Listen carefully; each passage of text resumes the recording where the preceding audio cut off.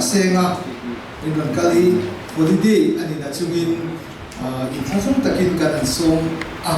mi hetizat in local hi masain long thu kan sei tak meu ni kan sia tangin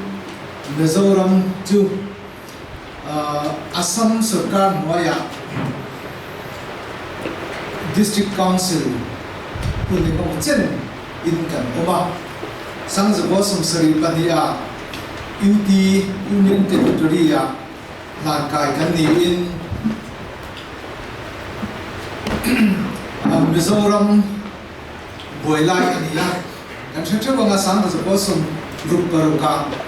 MNF movement lo omin Mizoram ham thatna nasok ani dina turin hale sung thisen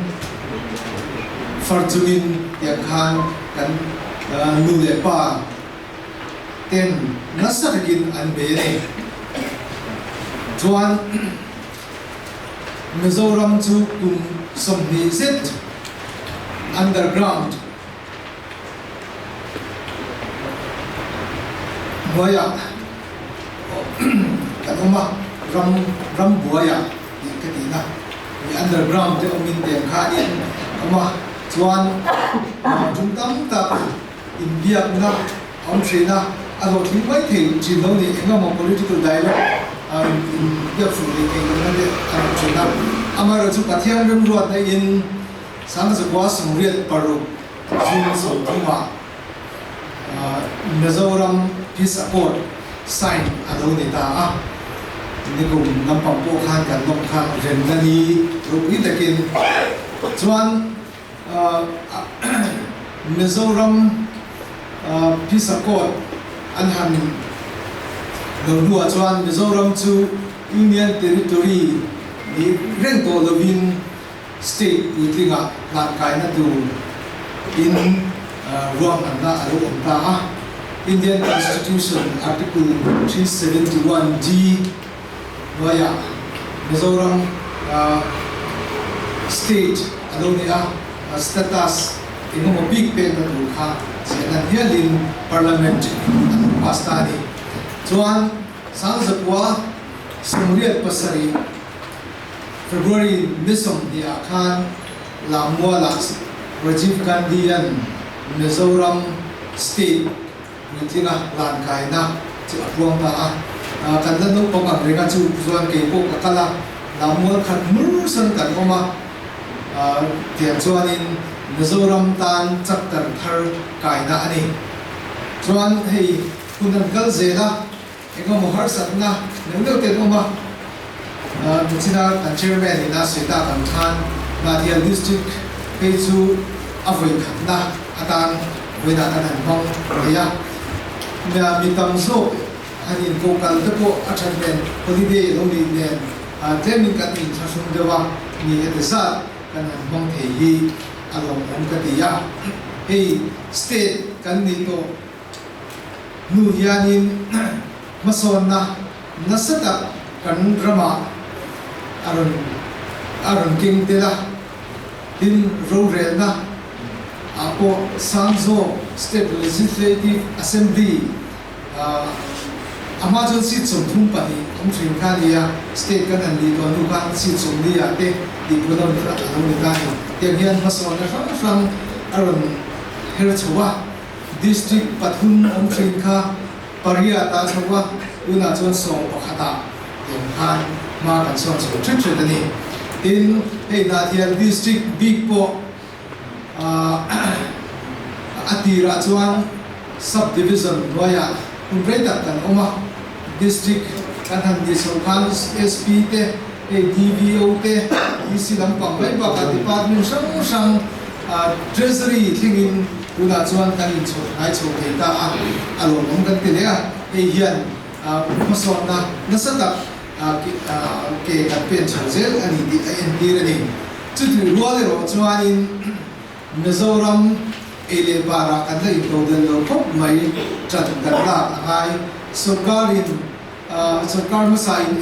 NNUP mangin theto pin ma la din tuna kan sarkar me MNF ministry po in SEDP kaltangin in to de na turin thei to pin ma an la ni hei hi mi pui de pon ani na turang ta ka ma ram in to de kan ni the na turin chan kan la angai ni ram in to de lo re re chu ram za ani the lo ni ram za ma kan don chuan in kan in to de angai chu wang chuan thei to pa chan la a cái kan thon na feel zone chewa te thei to pa chan na zel turin kan han cha chu ni voina helai hun bang tura local zone zone te kan lo lom da me chu ni e lo me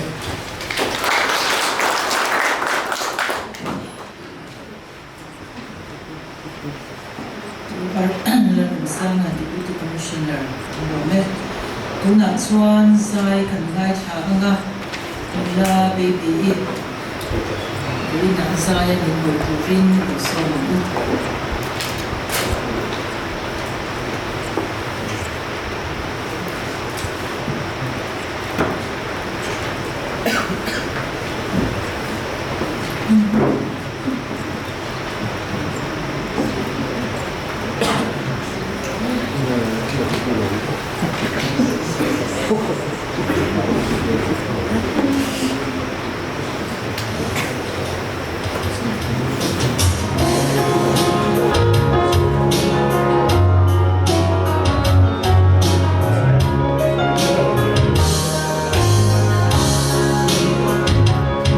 Zoveel leven was op